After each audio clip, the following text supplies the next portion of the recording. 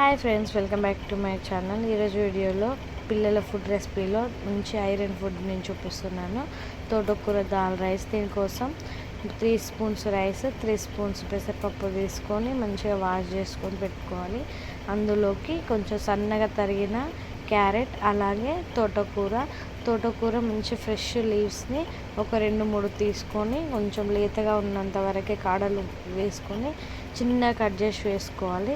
అందులోకి మంచినీరు యాడ్ చేసుకొని ఇందులో జీలకర్ర, అలాగే కొంచెం ఒక వెల్లుల్లి అట్లా చిన్నగా కట్ చేసి వేసుకోండి.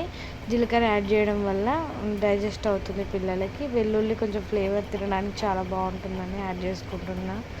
అలాగే సన్న మంట మీద కుక్ చేసుకుంటే మనకి 8 to 10 minutes లోపు ఈ విధంగా అవుతుంది. ఇంతవరకు మంచిగా బాయిల్ అయిన తర్వాతకి ఇందులోకి ఒక స్మాషర్ ద్వారా మొత్తం స్మాష్ చేసుకొని మనకు కావాల్సినంత వరకు మెత్తగా ప్రిపేర్ చేసుకోండి.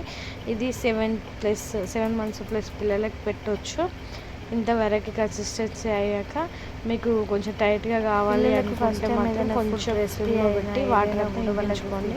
నాకు ఇంతవరకు సరిపోతుంది కాబట్టి నేను స్టవ్ ఆఫ్ చేసి ఇందులోకి నెయ్యి యాడ్ చేసి ఫీడ్ చూపిస్తున్నాను. డైజెస్ట్ అయ్యి మంచిగా ఉంటే మళ్ళీ ఆ ఫుడ్ని రిపీట్ చేసుకుంటూ ఉండండి. Thank you for watching.